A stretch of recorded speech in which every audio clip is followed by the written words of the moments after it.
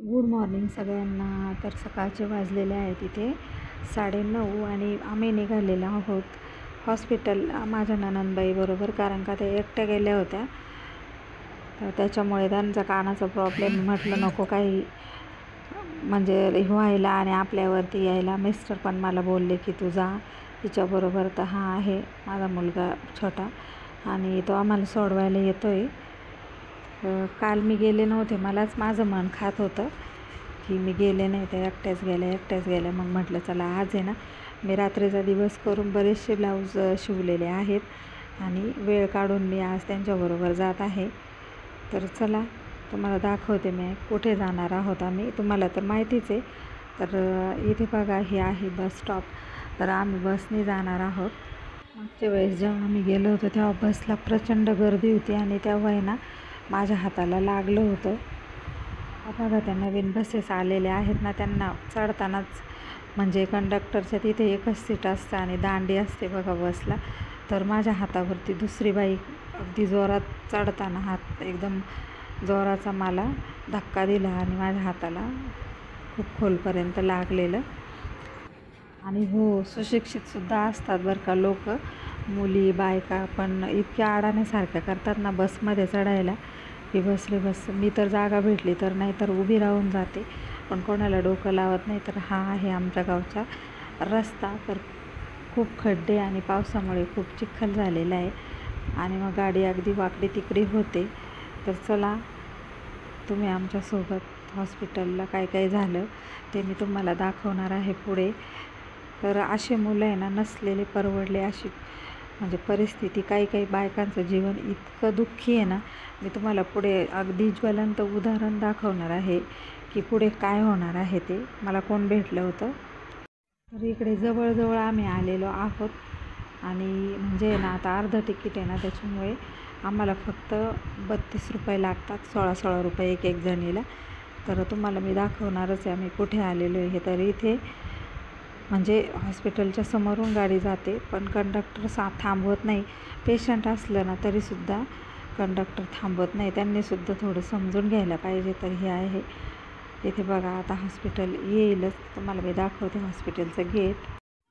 तर हे बघा, हे हॉस्पिटलचं गेट आहे आणि आम्हाला इथे जायचं होतं, पण हे लोक गाडी थांबवत नाही आणि आम्हाला मग बस स्टँडवरून इकडे पायी यावं लागतं. तर असेही काही करतात. तर पेशंट असले तर त्यांनी इथे थांबवायला पाहिजे.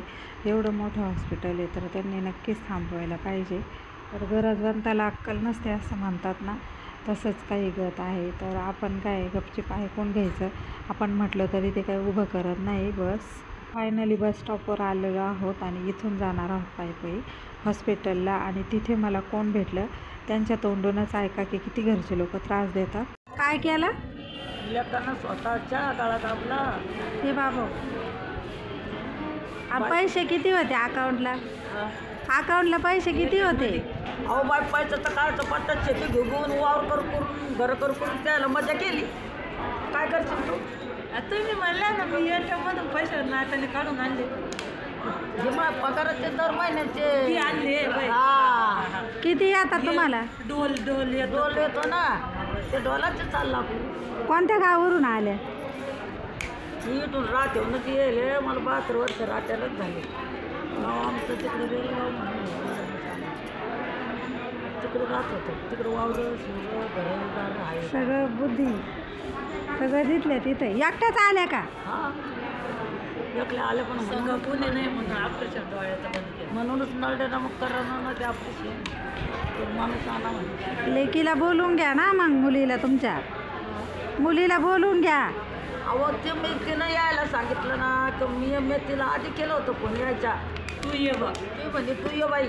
तर ती काय म्हणे आहे म्हणजे तर सुना मला 4 वाजता डबी द्यावं लागते. 4 मग येणं नाही होत. मला सुट्टा असते तर मी आता तो यायचं ऐकलं असतं का मी.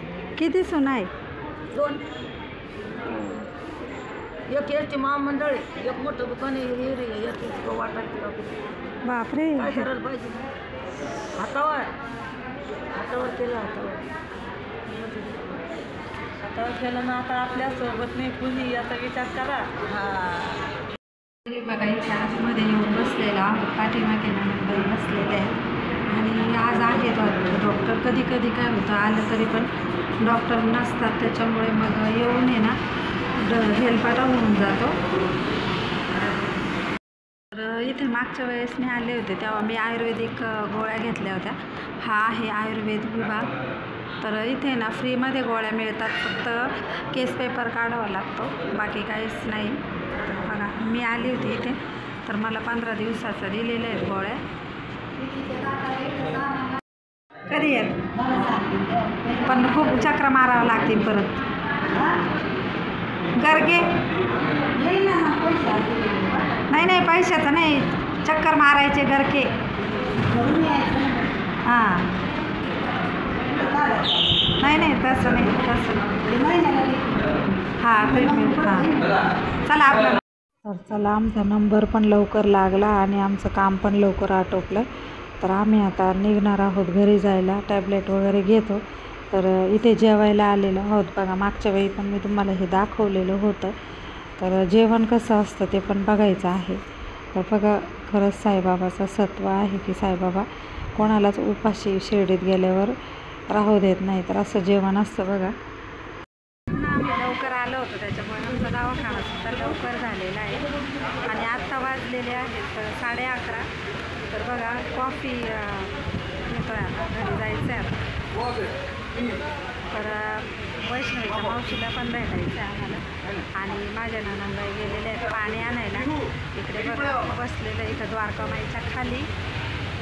तर कोणी जर काही इकडं आलं असेल तर त्यांना माहिती आहे हा कुठला एरिया आहे. पाणी घेतलं बॉटल आणि आता अक्का आमच्या गोळ्या घेत आहे. आणि आले नव्हते त्या दिवशी, तुम्हाला नाही राग आला? नाही आला म्हणतात. आज आले मी त्यांच्याबरोबर. कालच आल्या होत्या, परवा आल्या होत्या त्या. मलाच कसं तरी वाटलं, पण मला खूप काम होतं. मी तुम्हाला दाखवलं पण ना मी एवढं काम केलं म्हणून, त्याच्यामुळं मी थांबले होते. आता आपल्याला कुठं जायचं आहे यायचं म्हटलं तर पैसे पण तर पाहिजे ना. कस्टमर बी नाराज होता. मग चला घ्या, झालं ना. चला आता आम्ही कॉफी घेतो, तुम्ही पण या आमच्यासोबत कॉफी घ्यायला. त्या अक्का गोळ्या घेत आहे बघा. तर चला आम्ही जात आहोत घरी. तर कसं वाटलं शिर्डीचं हॉस्पिटल, जेवण आणि शिर्डी बघा ही. तर भेटू पुढच्या व्हिडिओत.